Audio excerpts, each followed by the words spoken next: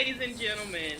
My name is Kay, and I'm joined by my fantabulous host, Jamal Bunner. This is the I Talk Back Sports Show. Today is Wednesday, November the 1st. Jamal, we have so much to talk about today, but would you like to give a shout out first? Good evening, Kay. I'd first like to give a shout out to the Astros and the Dodgers for ruining my Sunday night in which I had planned on actually going to sleep at a regular time and instead stayed up watching them take a game that should have ended at least 2 hours before into extra inning. So shout out to them for ruining my sleep night. Kay, what about you? I'd like to give a shout out to the baseball gods for giving us a game 7. Woo! And also to Tony Romo. He's going to call his first game for his favorite NFL team, the Dallas Cowboys, on Sunday. Yay! Hey. Not sure that's going to go, but okay. All right, and around the leagues, the trade deadline. There's a lot of things that went on that didn't quite make sense, Jamal. Oh my God. Kay, I don't understand how you start celebrating a trade for a quarterback and forget to call in the trade at the last minute and wait until after the deadline to say, "Oh, did you call? No, I didn't call. Did you call? No. Well, maybe we can call them and sneak it in." How do you do that? That's just you. Oh God, Kate, what did you think about the Browns' failed trade attempt with the Bengals? I think it was the Browns' way of doing things, the way they have. We said how many picks that they had. We made a big deal. And then my only thing was, okay, they got a lot of picks, but it's up to the coaches to do the best with the talent. Mm-hmm. And Deshaun Kaiser is a good quarterback, but they're definitely going to have to be patient with him. They can't yank him out, put him in, yank him out. Leave him in there, see what he can do, or at least let other teams see what he can do so that you can possibly trade him. Exactly. And then mess up the trade and then have to start all over again, like they always do. Exactly. So, yeah, watching the Browns be the Browns when I think we all thought that they had kind of turned that corner, it just kind of broke my heart.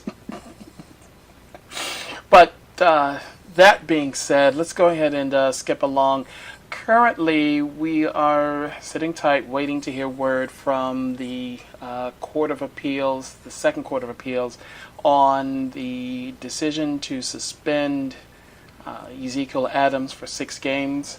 There was a ruling from the district court judge on Monday evening, and in a slightly surprising move, she went with upholding the suspension and thus allowing, however, Ezekiel to go through and file for an appeal. Kay, any thoughts on this?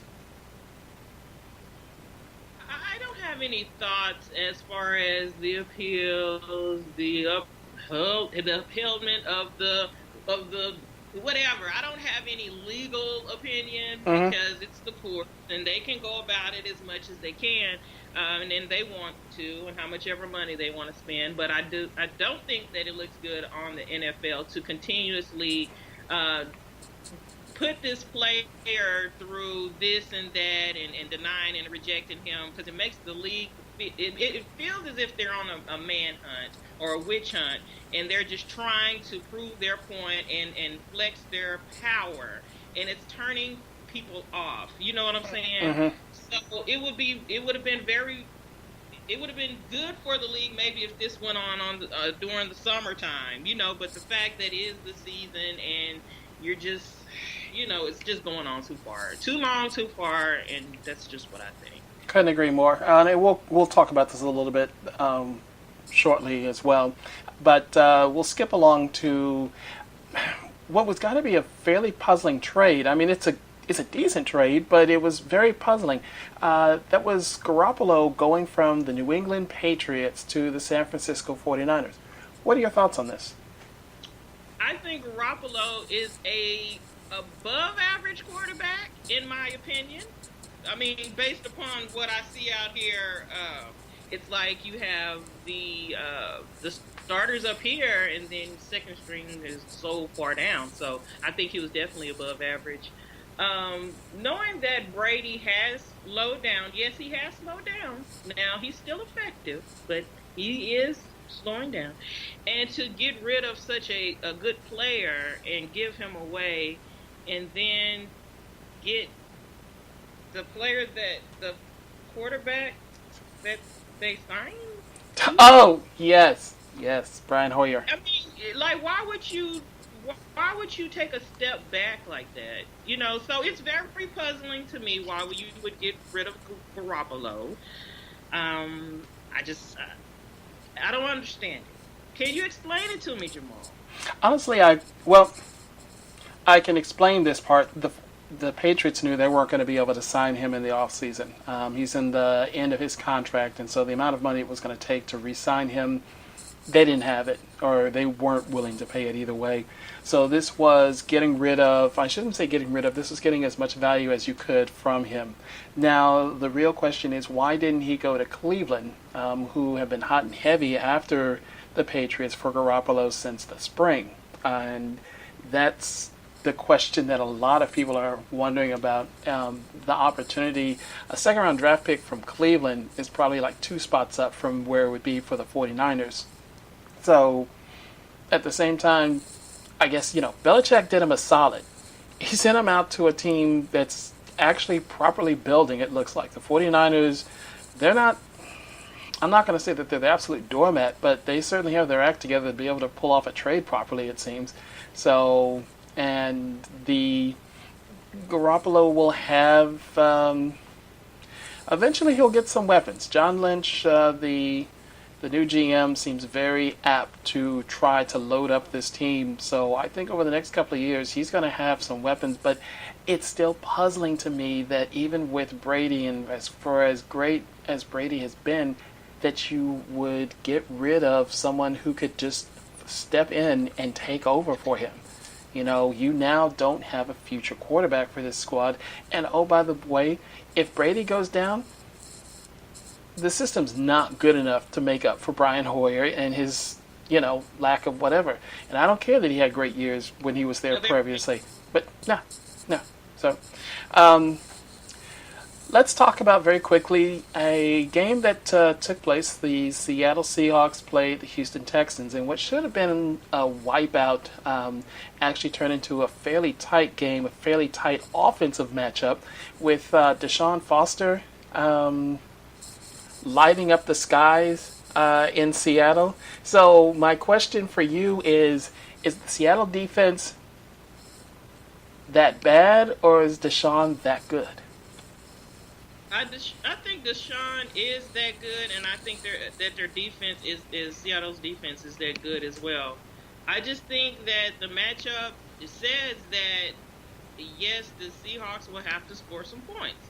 And their defense was not able to stop them, but I just think the matchup just dictates that that's what's going to happen, and it's probably going to happen whenever they meet up again, and I don't think it'll be a different result.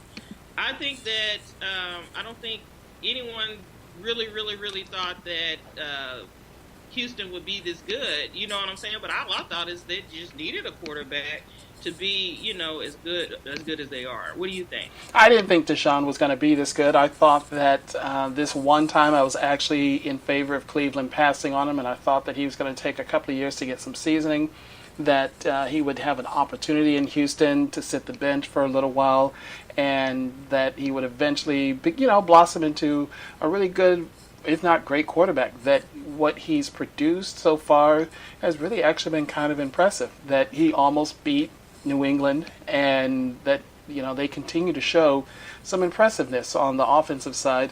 If they could just get some consistency and get their defense nailed down to what it was, they might be a really good team in the AFC South. So I've got a weird question for you. What's your feeling on Jerry Jones wearing the black and white hats? Okay, what do you mean by that? All Can you right, break well, that down for I'll me? break that question down for you. By the way, World Series update: the Astros are ahead at the end of the first inning, 2-0. So, back to Jerry Jones, the Black Hat, the spearhead of this movement to get the players to stand for the national anthem at all costs, and being really the face of that movement. There are other owners, I do agree with you, and you and I talked about this at length, but he does seem to be kind of the face of that movement. The White Hat is this man who is standing out here and screaming at the top of his lungs for his player and going up against Goodell for what he feels is the wronging of his player. So our owner is essentially wearing two hats. What's your feeling on that? I don't think in Jerry's mind that one thing has to do with the other. And he only goes in any direction that's to his benefit. For your player on your team to not kneel or stand or whatever, that goes against what he wants and his bottom line. Messing with his player, that goes against his bottom line. You know what I'm saying? So he's only concerned about himself. He does not care about how the purpose of the protest. He does not care about those things.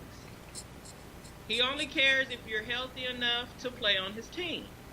And if you're able to keep up a good image, if you're able to do that, you can bring in more money. That's all that he cares about.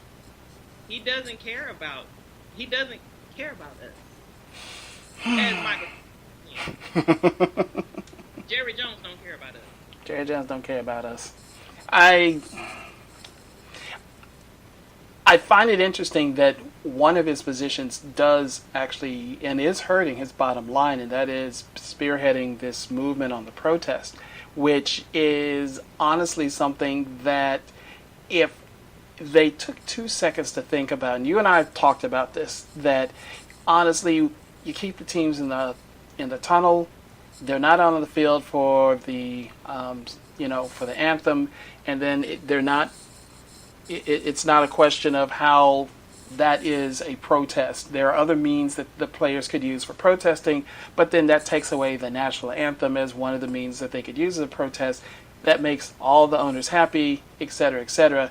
But instead, it's just this steadfastness of, we're going to do it this way, and this is the way it's going to be, and that you all need to stand. Is kind of one of those, dude, just for as smart and visionary as he can be sometimes on this particular issue, I just don't understand why he doesn't figure out some way to make a compromise and make it work for everybody. It's costing everybody money at the bottom line. It's costing everybody money except the people that are on contract and that he has to pay. And those are the people I carry the most weight. You know what I'm saying? Mm-hmm. But hey, like I said on earlier podcasts, if the players don't care, I don't care. So, if he tells them to jump through the ring of fire with gasoline draws and they do it, then that's on them. Mm-hmm. Gotcha. Yeah. So, very quickly, what did you watch this past weekend? This past weekend, I definitely checked out the Oklahoma Iowa State game, which was a very, very good game. And also the Cowboys and the Redskins. Whoa. All right.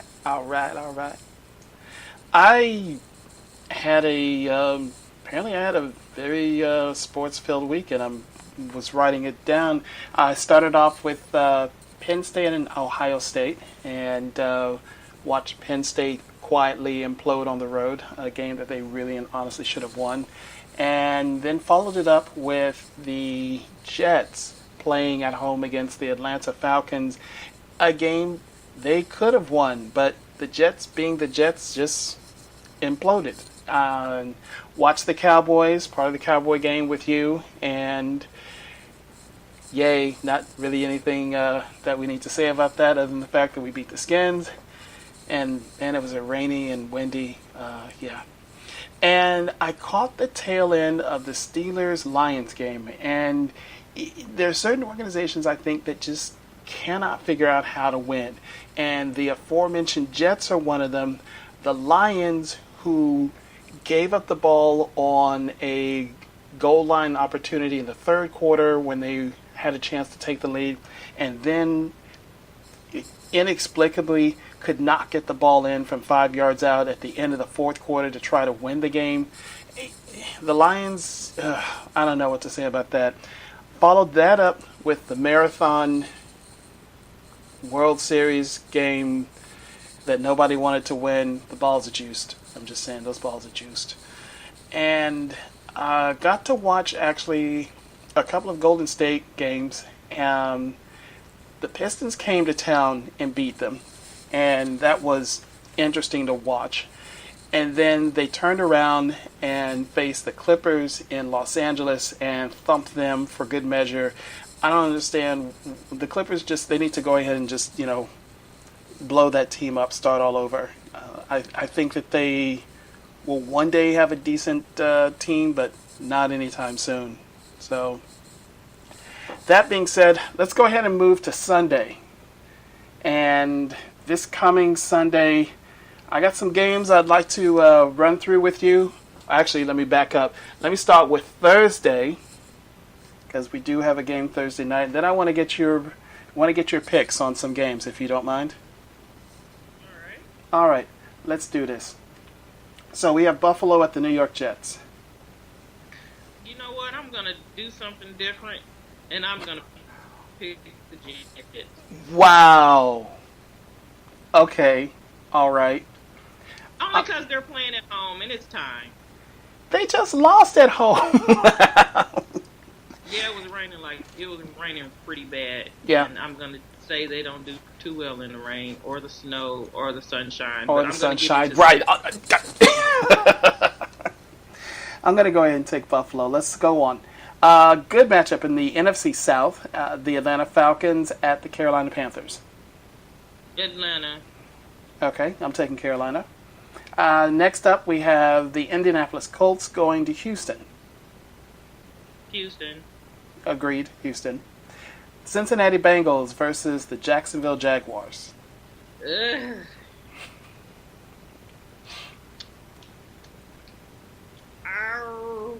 I'm going to pick opposite of you because I know you're going to take Jacksonville. I'm going to take Cincinnati.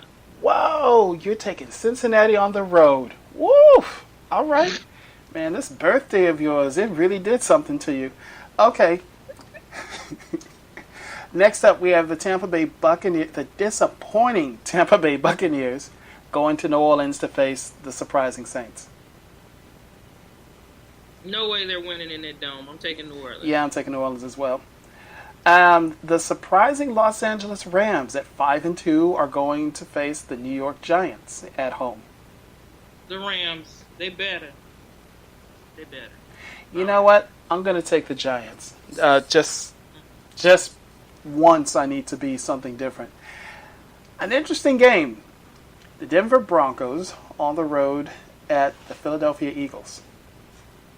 I'm taking Philadelphia. I'm going to take I don't think that they're the same team we were when they played us. And I see each week them diminishing. So I'm going to take the Eagles. I'm going to go the opposite. I'm going to go ahead and take the Broncos. I still am not convinced the Eagles are who people say they are. And the Baltimore Ravens versus the Tennessee Titans. Ugh. If people could see this face,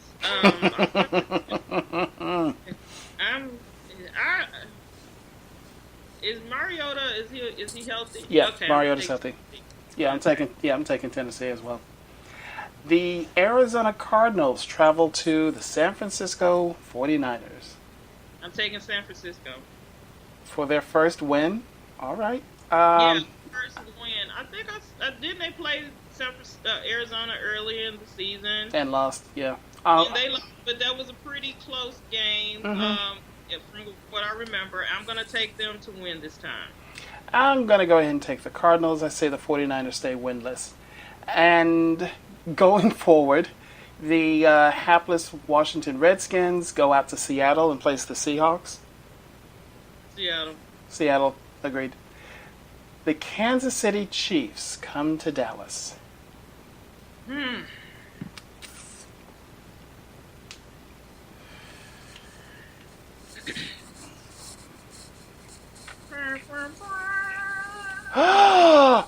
Really? I'm gonna pick the Chiefs. And the reason why is because last week my team had the perfect opportunity to still stick with their game plan of running the ball and using the clock. Mm-hmm. They have two able-bodied running backs besides Ezekiel Elliott, which should have received some playing time. I do not understand with the possibility that Ezekiel could be suspended, why you would not play other players? Why you would not use other offensive players in your offense? Okay, it's like if you don't prepare to succeed, you prepare to fail. Okay? Ooh! One reason. Wow! Okay? Now, a win is a win, Jamal. Yeah. I do believe that. But there's also, you have to take the opportunity to do other things and plan for other things. The things that people say about my team, some of which are very true. Yes, they do the same thing. They've been doing the same thing for decades. Okay? People already know what we're about to do. And since you're going to stick with the same game plan, at least put other players into the mix. That's it. Who are you picking, Jamal? I'm sticking with the Cowboys. Okay, why are the Cowboys going to win, Jamal? I still don't think... excuse me. I don't believe that the Chiefs have faced a team that runs the ball like the Cowboys, and that even with the way that we have not run it like we did last year, that in this particular case, this squad will come together and squash these Chiefs, because they are otherwise, if we put some pressure on Alex Smith, which I believe our line will do, as we got after Kirk Cousins, and I don't think that their line is better than the Washington Redskins line. I think we can put pressure on Alex Smith. I think that he gets rid of the ball quicker and fewer big plays, and we stop their running game. I feel the Cowboys win this game. I hope you're right, Jamal. I would like to be right once. So, the Sunday night game, the Oakland Raiders travel to the Miami Dolphins. Hey, Miami has a winning record. With Oakland? Okay, so am I. How you gonna give me a positive point and still pick the other team? Okay. I'm just saying, you snickered, and I was just, trying to point out that, Miami actually has a winning record. But yeah, I'm taking Oakland as well. And the Monday night matchup, oh jeez.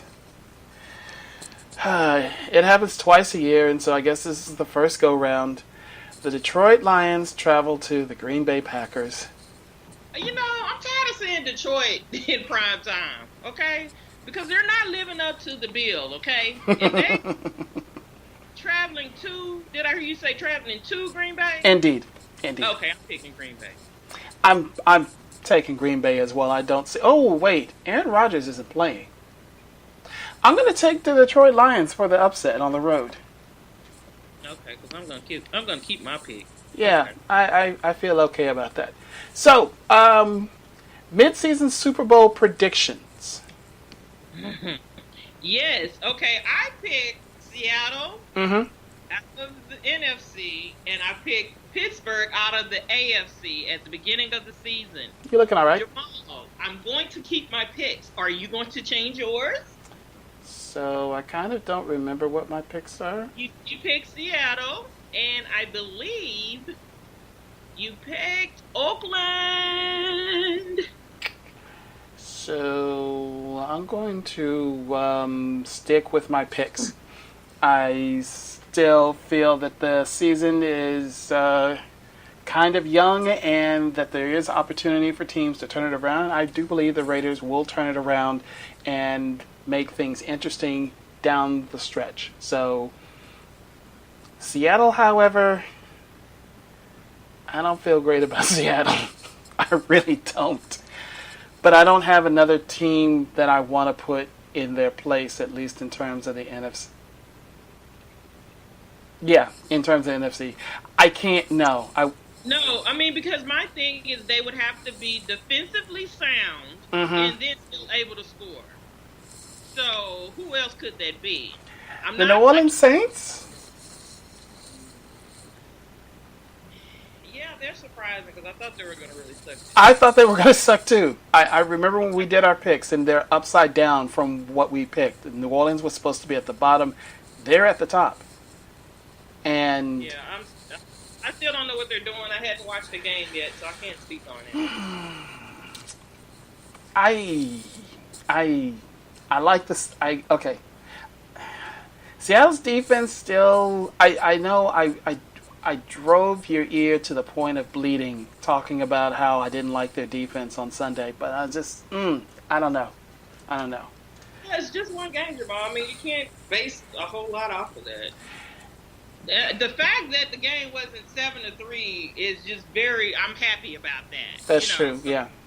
I was expecting that.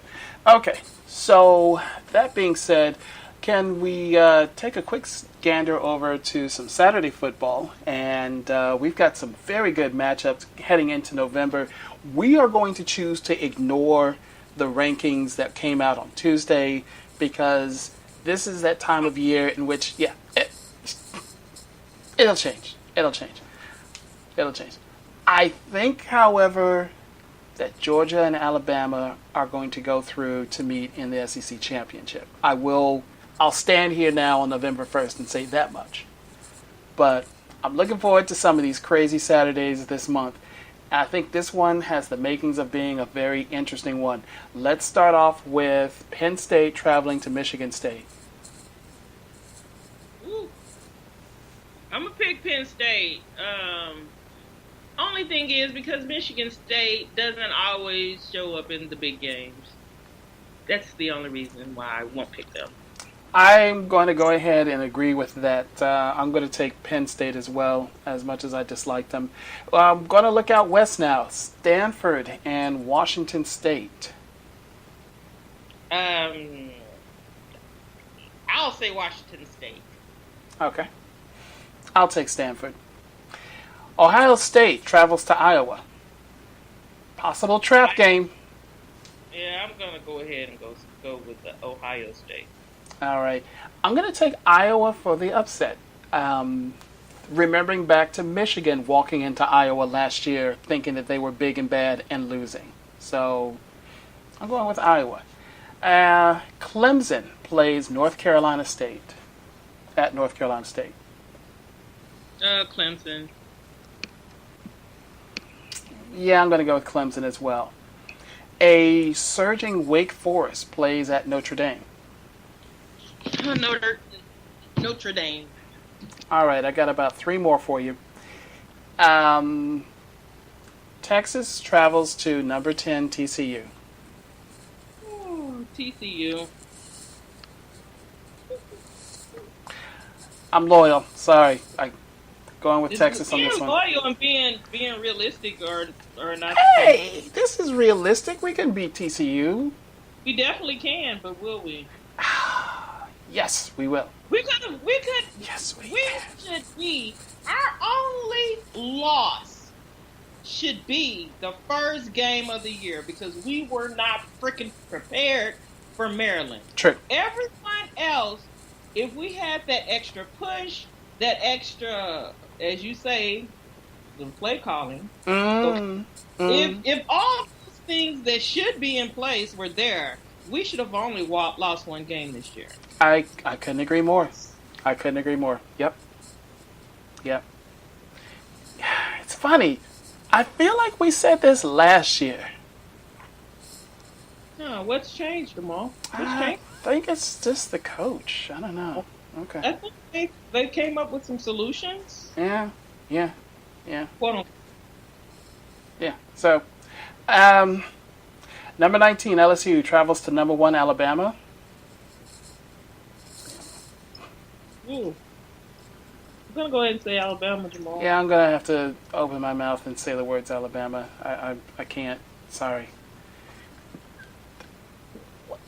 Uh, oh dear. Okay. Yeah, yeah, yeah. Virginia Tech at number 13 travels to number 9, Miami. Oh wow. On the top of the second, 5 runs for the Houston Astros. Wait, that doesn't mean anything. You should have seen Game 5. This is nothing. Yeah, Game 5 is not gonna happen today. I'm telling you. I don't know. I don't know. I don't know. But Okay, so you said Virginia Virginia Tech. Tech and Miami. Ooh, Miami. I'm going with the Hokies, Virginia Tech.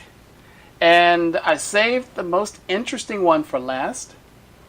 For some god unknown reason, the Big 12 decided to take what is normally a game played on Thanksgiving weekend and move it to the first weekend in November. Oklahoma travels to Stillwater to play the Oklahoma State Cowboys. I'm going with Oklahoma State. I think only because they're playing in Oklahoma State. I think that the atmosphere will be conducive to a home victory for the Cowboys. I'm going to agree with you wholeheartedly on this one, and it has nothing to do with my absolute disdain for the University of Oklahoma's football team. But yeah, I do believe Oklahoma State is going to win this. I'm still angry with the Big 12 because this game and the University of Texas versus TCU, this should be Thanksgiving Day game, day after Thanksgiving game. This is a mistake on their part to have these at the beginning of November. So I hope this is something that they figure out on the scheduling tip. This was a bad move. So, Kay, how are your workouts going? So I walked a total of 25,000 steps this weekend when I went to come and see you, Jamal. Congrats. So, very good. Very good. I did not pass out. I did not injure myself. Nope. So I Nope. am in good condition, Jamal. You're in. And I'm going to see Herman on Friday, and I'm going to be crying when I go into the office Friday morning, I'm sure. Dang. But still, yes, you were Miss Walking Around Brooklyn. Very, very impressed, very proud of you. You didn't start off that way, but something about Brooklyn, I guess, got a hold of you. Miss, I'm not walking this far. What is this, miss? The next day, that was gone.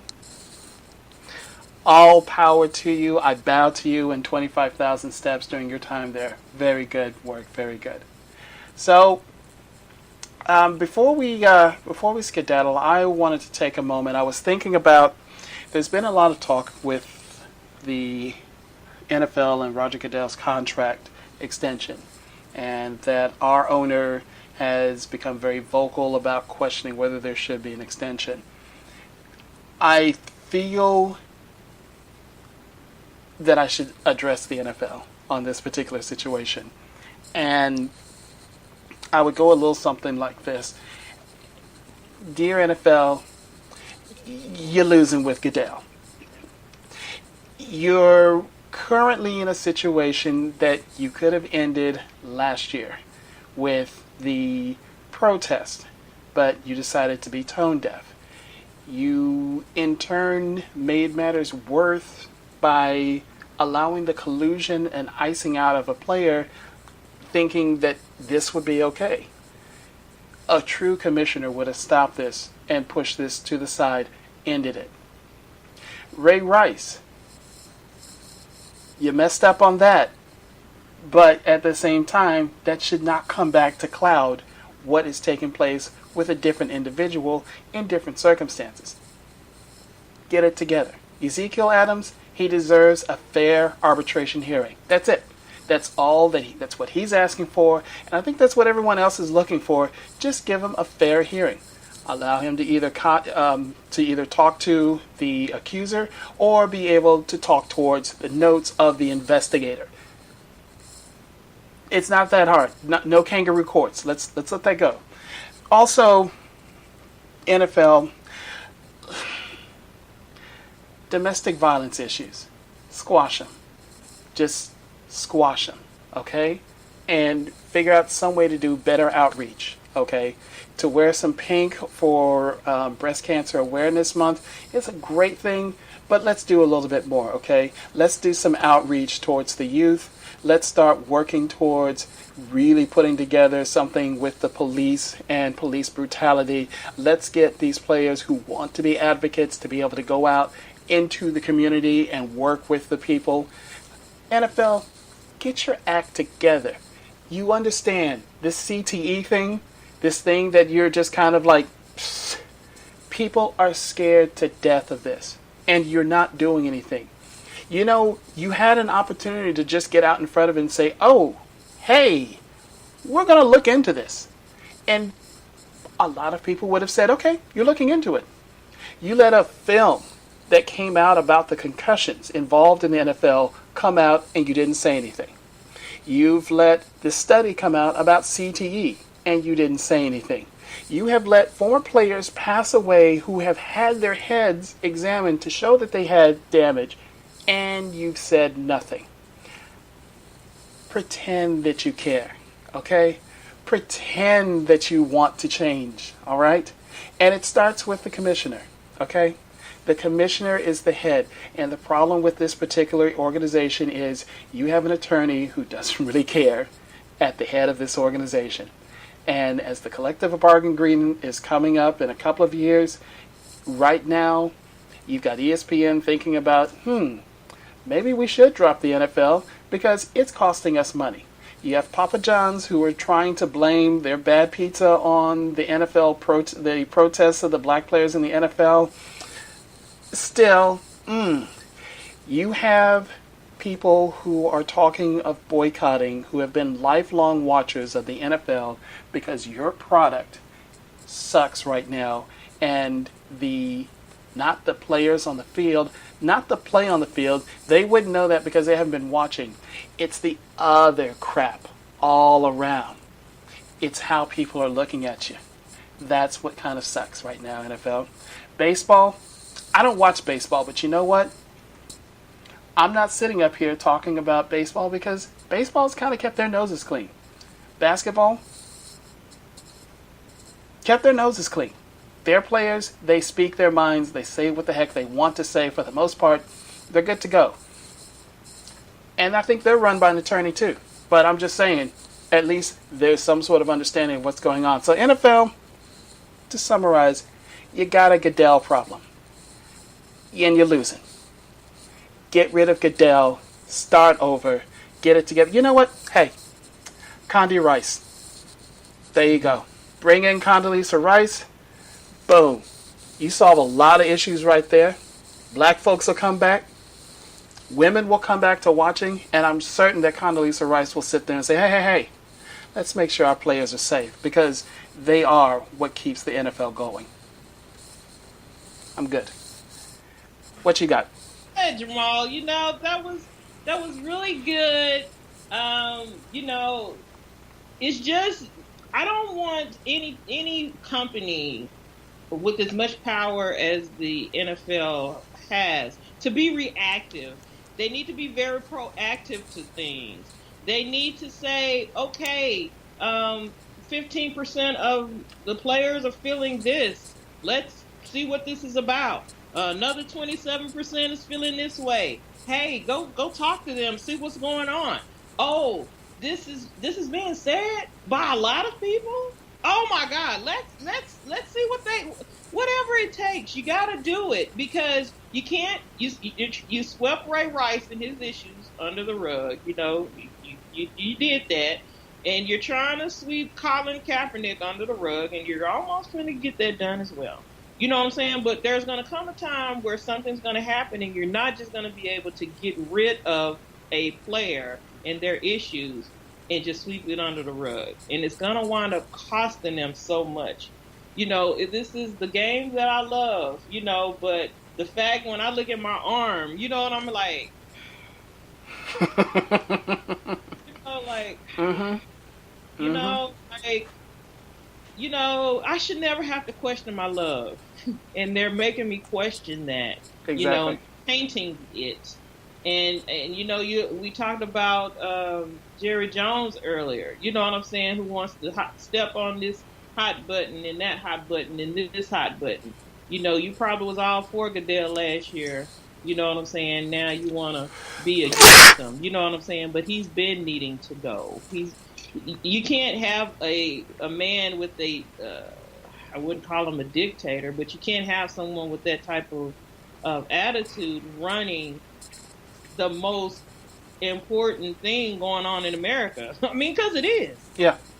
Okay, so yeah, I'm with you, 100%. Thank you, Kay. That's my job. So with that, all right, you have moving coming up this weekend, so we won't have a weekend episode. So we will come back next week and work towards getting back to our normal schedule until Thanksgiving. No, you think even Thanksgiving shouldn't be a problem. Yeah.